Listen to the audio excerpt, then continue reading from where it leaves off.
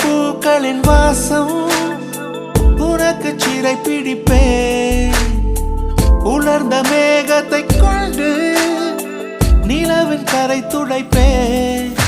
ஏனென்றால் உன் பிறந்த நாள், ஏனென்றால் உன் பிறந்த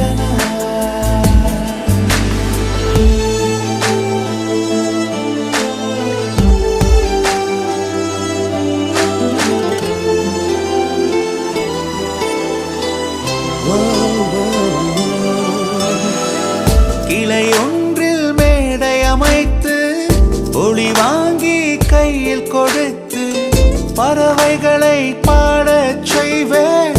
இலையெல்லாம் கைகள் தட்ட அதில் வெல்லும் பறவை ஒன்று